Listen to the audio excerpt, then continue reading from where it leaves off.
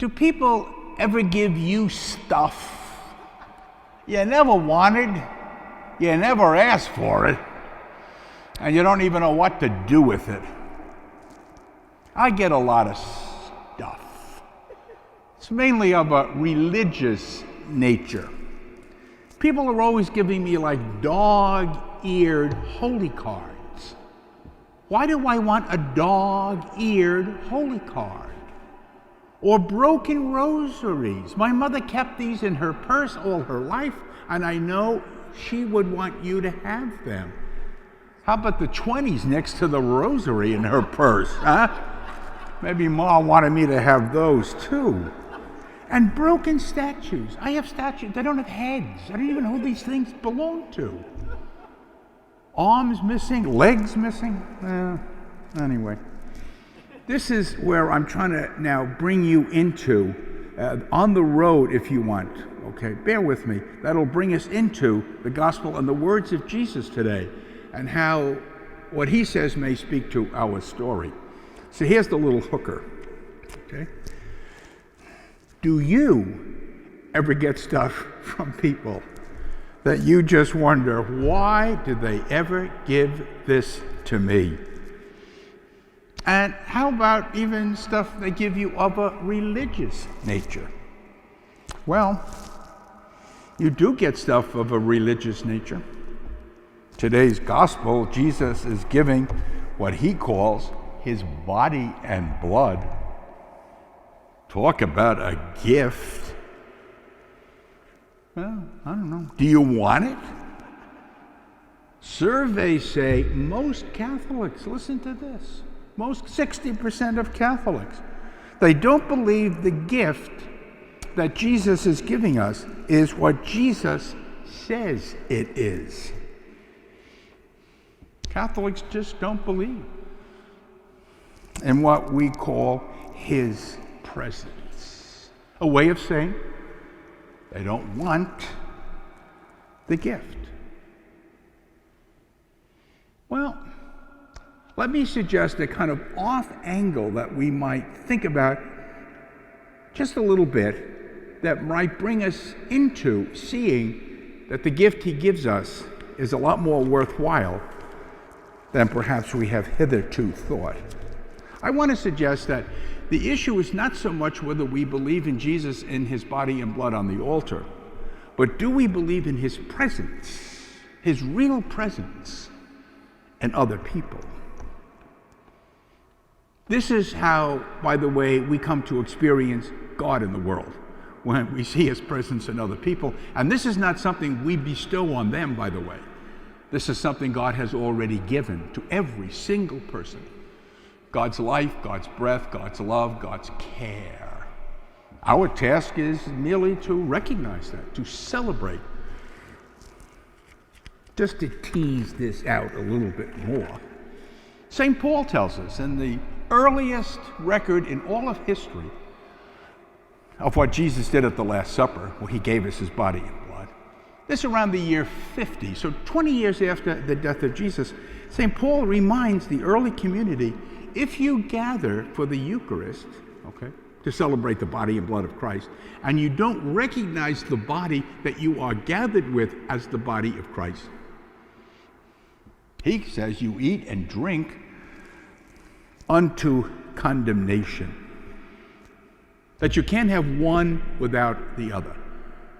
You cannot have his real presence on the altar if you do not see his presence in those you gather with, that we gather with, when we celebrate Eucharist, or really any other time. A little strong, huh? But I'm going to use Paul as kind of my backup. The great St. Augustine used to say when holding the Eucharist, receive who you are. Receive who you are. You are the body of Christ, and become what you see. That there is this intimate connection between the body of Christ and the Eucharist on the altar. It was written many years ago, but it applies every place still, by theologians who said in apartheid Africa, that if people were excluded in principle from the celebration of the Eucharist itself was invalid. Think of all the people that we don't receive as gifts. The people who are excluded, demonized, thought to be less than human. How many are brutalized? They are killed just for the color of their skin or the person they choose to love or the God they wish to worship. I mean, isn't that what all of these demonstrations and protests are about all over the world?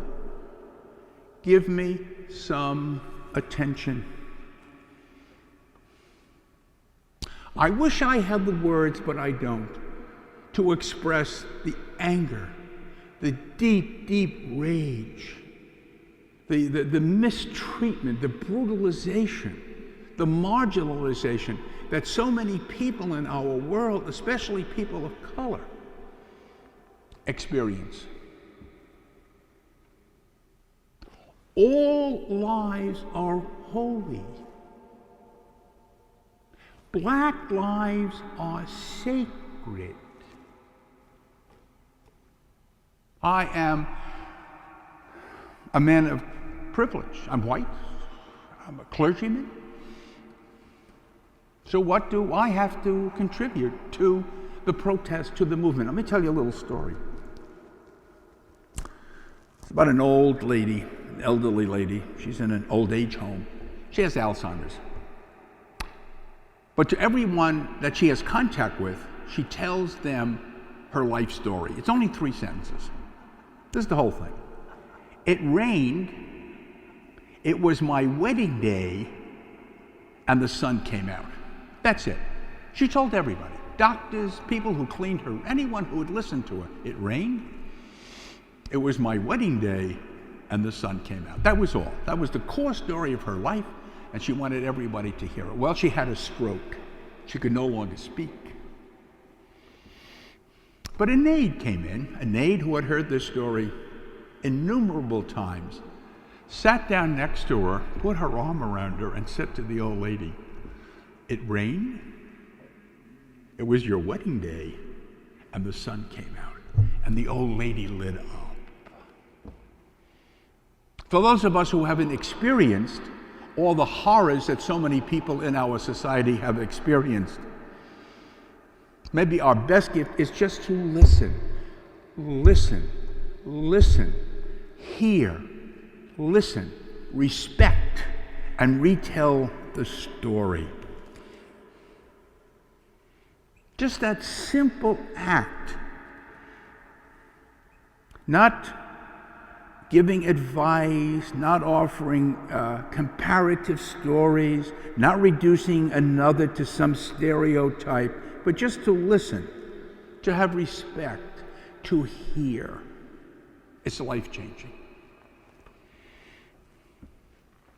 Maybe what we thought was just junk becomes the place where we are urged into seeing the sacred in a way we hadn't seen it before. Maybe a dog-eared holy card of Rosa Parks, Mother Teresa, might be a way of reminding us, if we have forgotten, all lives are sacred, all lives are holy.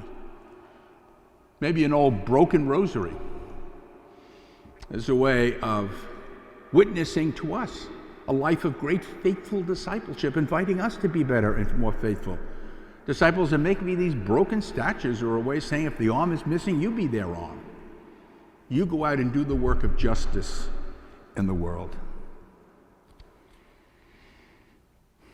So the very places where perhaps we hadn't seen any great value are treasures.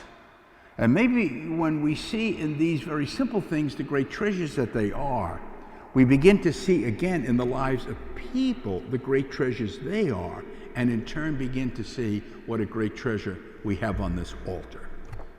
Peace.